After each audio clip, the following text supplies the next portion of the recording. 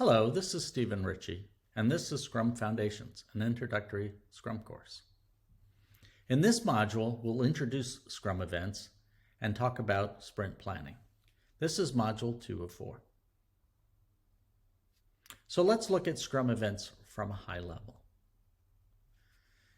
In the last module, we talked about the empirical process control, and its 3 pillars: transparency, inspection, and adaptation. Scrum events help with transparency by increasing visibility and openness. They help with inspection by encouraging the team to check their work while they do the work. And it enables the team, and adaptation enables the team to change their approach and adapt plans. Scrum events create structure and form for Scrum. And as mentioned, creates consistent inspection and adaptation. So let's talk about the first Scrum event, which is the sprint. It is a container event for all of Scrum. Everything happens within the sprint time box and is often referred to as the heartbeat of Scrum. Each sprint delivers a new iteration where the team will plan, do, check, and adjust. It lasts at most 1 calendar month to keep batch size small, but most teams use a 1-week or 2-week sprint length. More frequent adaptation, inspection, and adaptation is a good thing. So let's take a look at the sprint and the Scrum events that occur within that sprint. So this infographic illustrates how there is one large circle, which is the sprint, and this small circle, which is the daily Scrum. So let me talk through a little bit about what happens. In the larger cycle, which is referred to as the sprint, we'll start with sprint planning, and every day within the sprint, we're going to have a daily Scrum, and that happens once every 24 hours. And then at the end of the sprint, that brown package can be thought of as the increment that is delivered. And we'll talk more about that product increment. And then 2 events occur: the sprint review and the sprint retrospective. So on the upper right-hand corner, all Scrum events are time-boxed. It creates a sense of urgency, focuses on priority. We'll talk about Parkinson's law later, but it addresses that.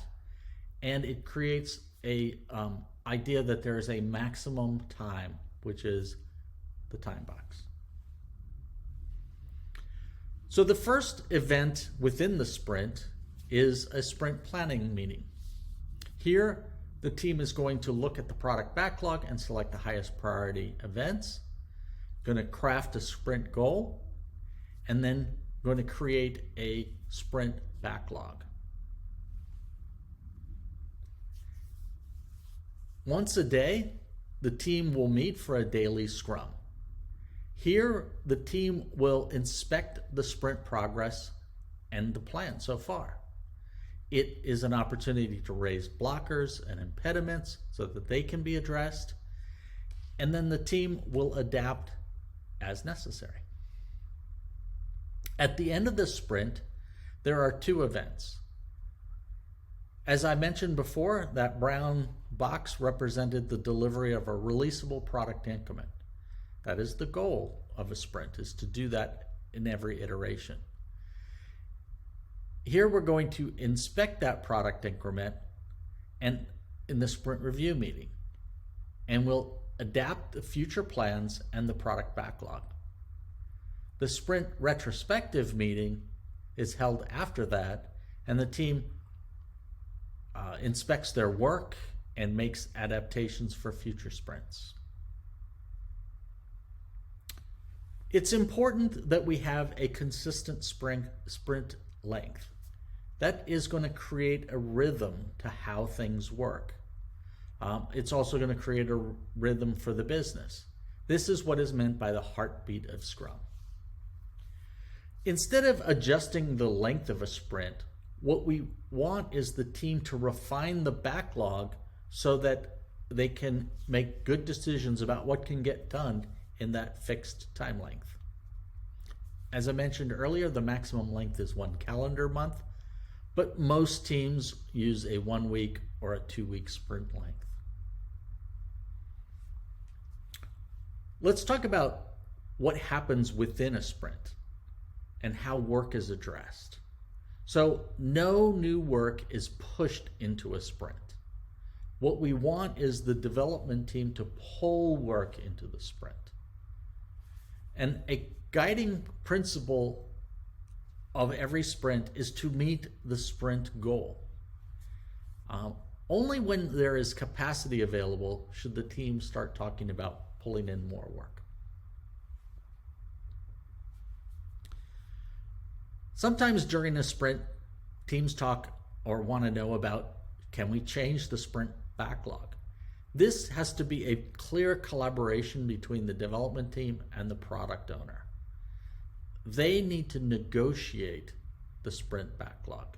So for example, a more urgent defect, let's say a critical defect comes in, then the product owner may want this to be added to the sprint backlog. They should negotiate what would come out. If we say yes to this, what are we going to say no to that we had planned to do? Sprint cancellation is rare. This is done by the product owner, oftentimes because of changing market conditions, strategy shift, or just an obsolete sprint goal. When we have short sprint lengths, like 1 week, rarely happens. And it's only when sprint length is long, like a month or so, that would typically be more common. The sprint is a containing event. It is really important to understand that the 4 other events occur within the sprint. Meeting the sprint goal is the purpose of the sprint, and that we want to create a cadence and rhythm by not changing the length of the sprint. At this point, I'd like to have an activity. Go to the Scrum Events page in your worksheet, and here we'll move the cards into the position that best completes each sentence. So on the right-hand side are a number of sentences with blanks in them. Your worksheet will have a card. Move that card into that place. Okay, now that you're done with that activity, let's take a look at the correct responses. So each event in Scrum is a formal opportunity to inspect and adapt Scrum artifacts. The sprint is the heartbeat of Scrum. It provides rhythm and cadence for all of Scrum's other events. The maximum sprint length is 1 calendar month, and the majority of Scrum teams today use 2-week sprints, or often 1-week sprints. The product owner may choose to cancel a sprint if the sprint goal becomes obsolete or market conditions change. Parkinson's law is the notion that the amount of work seems to expand to fill the time available. The Scrum team delivers a new iteration of the working product every sprint. I'll pause here for questions. The next part is a little more detail on the sprint planning meeting event. So in the sprint planning meeting, it is important to note that this is the first event of the sprint, and every Scrum event occurs within a sprint. So sometimes I'll be asked the question, does sprint planning happen before the sprint starts? The answer is no. Sprint planning happens as the first event when the sprint starts. And the other idea is important here is that there are no pauses between sprints. So who attends the sprint planning meeting? It's the entire Scrum team. And we want the product owner to lead discussions on what should be delivered. We want the development team to work to plan that delivery. And we want the Scrum Master to be facilitating the meeting, also identifying impediments that need follow-up. So if something can't get started, is it something we can follow up with in refinement? So the purpose of sprint planning is in two parts. Determine what can be delivered and then plan how to achieve that delivery. Many of the questions on the what are the conversation that product owner should be having with the team. When we talk about how to achieve that delivery, the development team should be talking amongst themselves in many of these kinds of questions. So let's talk about these in a little bit more detail. So to determine what, teams will often ask, why is this item valuable? The team will often ask, what is this item all about? They're asking for clarification. Why is it where it is? That's a question of priority. And ultimately, they're trying to have a conversation of what is the goal for this sprint. On the how side, the team is often asking about design and solution strategy, what tasks need to be broken out, who makes sense, should work be split? Could we deliver part of it in this sprint and defer some of it for a later sprint? Is this ready to be worked on? Are there open questions? So should we do R&D in this sprint and then take up the actual work in the next sprint once we have a solution strategy? Ultimately, the goal is to have a plan for the sprint. This very much is engagement on all sides between the product owner, the dev team, and the Scrum Master, making sure good conversations are happening. There is a time box to all Scrum events, and sprint planning is no different. The time box is the maximum time limit. If the team is going beyond that time box, there's probably too much work that is either not ready for the sprint planning, and that needs to be fixed before the next sprint planning, or there's too much ambition and too many things are being talked about. Either way, don't violate the time box. Look at that signal as something needs to change for the next iteration. The specific time box is 2 hours of sprint planning per 1 week of sprint length. And we talked about the Parkinson's law in the exercise, is this tendency that the work will fill the time available. And so we don't want to create an unlimited amount of time, because then we'll just be planning and planning and planning as long as there's time available. The importance of the time box is around urgency, prioritization, avoiding extension, better focus, and productivity. So sprint planning has a structure. It is really in 2 parts. What can be delivered and how will we deliver it? Oftentimes, sprint planning can be explicitly broken into 2 parts, as long as there's opportunity to come back and review what can be delivered based on trying to come up with a plan on how we will deliver it. The inputs to sprint planning involve the latest product increment. So what did we build in the previous sprint or the previous sprints before that? So what is the team building upon? The current backlog item, what are the priorities of the product owner? We want to look at capacity. Is anybody going to be on PTO? Is anybody going to be distracted by another project? And then what is the past performance of the development team?